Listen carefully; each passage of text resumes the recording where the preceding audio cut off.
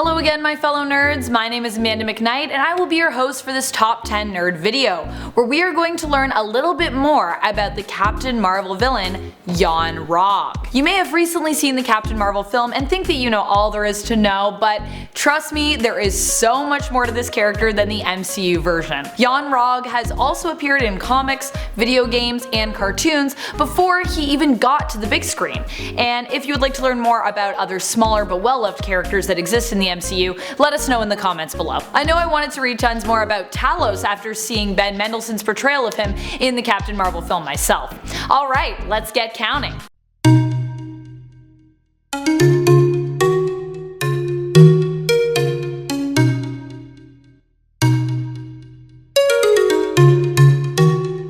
Number 10. He had Marvel executed for being UN-KREE. Basically, at every turn in the original Captain Marvel comics, Yon-Rogg is trying to have Mar-Vell killed. In Volume 1, Issue 10 of Captain Marvel, Yon-Rogg thinks he has Mar-Vell for sure when he ends up ratting on Mar-Vell to Ronan the Accuser, declaring that Mar-Vell has committed the worst crime, being UN-KREE. That is, he went against a direct order when, instead of greeting a potential ally, he defeated them in order to protect Carol Danvers. With this evidence against Mar-Vell, Yon-Rogg hopes that Ronan will execute Mar-Vell, which Ronan agrees is a fair punishment. However, Mar-Vell is unintentionally saved by the Akon Warriors, another alien race who are an enemy to the Kree, and as usual, Yon-Rogg's plot is foiled. Wah wah. Number 9. Enemy to Rick Jones.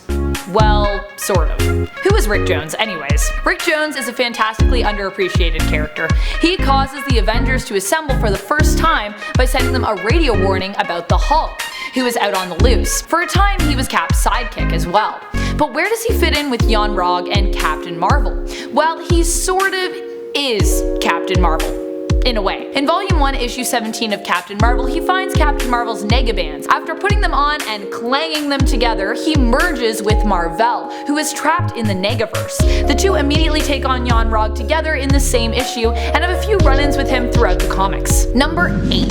He has powers like Carol's in the comics. Being Kree, Carol Danvers and Yon-Rogg share a lot of similar powers. They are both immune to disease and poison and are considered just generally more durable than most humans, like many other Kree. But this isn't all the power Yon-Rogg has. After being exposed to the explosion from the Psyche Magnetron, which grants Carol her powers, Yon-Rogg is suspected dead. Later in the comics, when he pops back up, we find out he survived, and his exposure to the Psyche Magnetron made him even stronger. Number 7. Appeared in cartoons. Yon-Rogg seems to be depicted differently every time he pops up.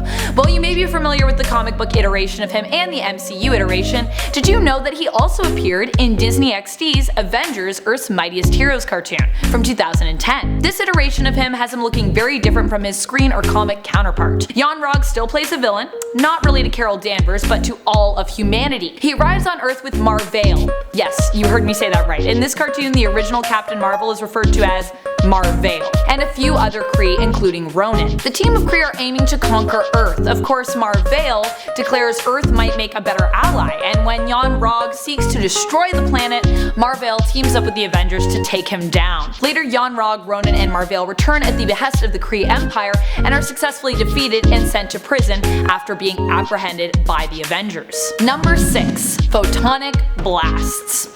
Oddly enough, photonic blasts are not a common superpower. In fact, only Captain Marvel is really known for this superpower. Photon blasts are also known as being super powerful and can do a lot of damage. However, Carol and Yon-Rogg are so linked from their transformative experience with the Psyche Magnetron that when he returns to the comics under the supervillain named Magnetron in the Enemy Within story arc, he also has this ability, joining the ranks of the very few Marvel characters who can produce a photonic blast. Number 5. He has 2 children. In both Captain Marvel Volume 3 and Captain Marvel Volume 4, we see the first appearance of Yon-Rogg's kids.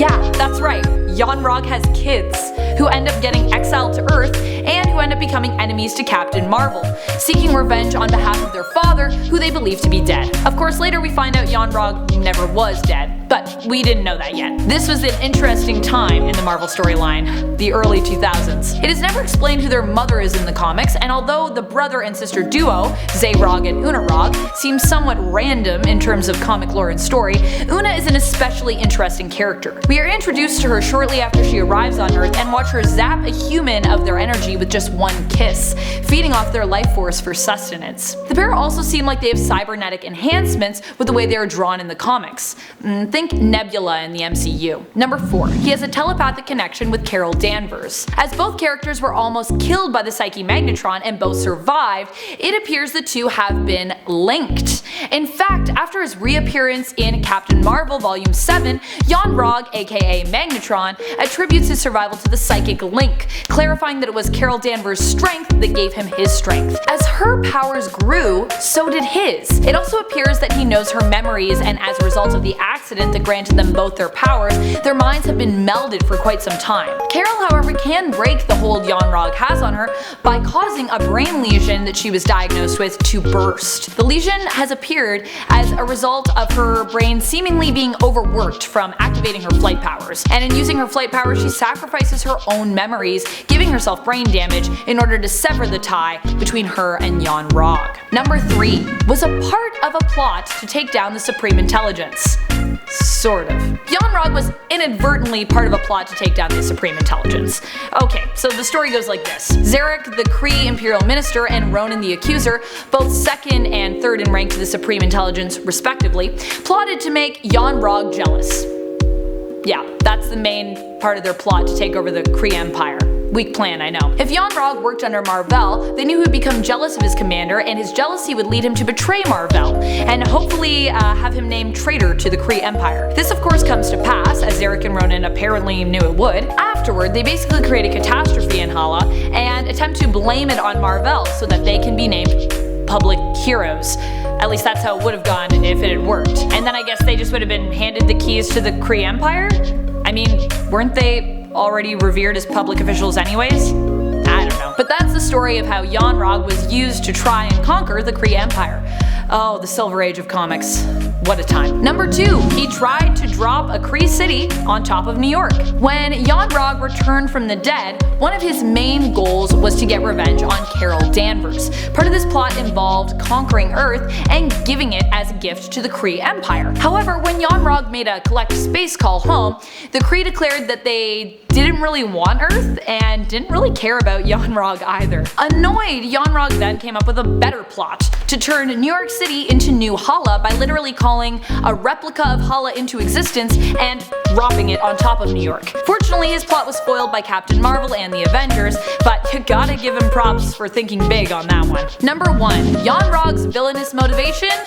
To get a date. That's right. Yon-Rogg really only became a villain due to some unrequited love. When Mar-Vell and Yon-Rogg first came to Earth on their mission, there was another member of their crew, Una. She was the medic of the crew.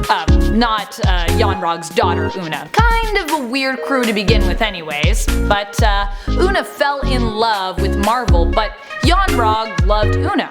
And it was Una's love for Marvel that made Yon-Rogg jealous of him in the first place. It was due to the fact that he wanted Una for himself in this weird love triangle that he tried so hard to get Mar-Vell killed so many times. Una eventually died in the comics, but at this point Yon-Rogg was established as a villain to Captain Marvel, and so his jealousy and spite for Mar-Vell simply just grew, and was later inherited by others who took up the mantle or worked alongside his nemesis. But really, I think Yon-Rogg just needs more hugs. Well friends, that was our list. I hope you learned something new about our villainous friend Yon-Rogg. What did you think of Jude Law's portrayal of him in the MCU? Do you think we might get to see Una-Rogg or Yon-Rogg in Endgame or elsewhere in the MCU?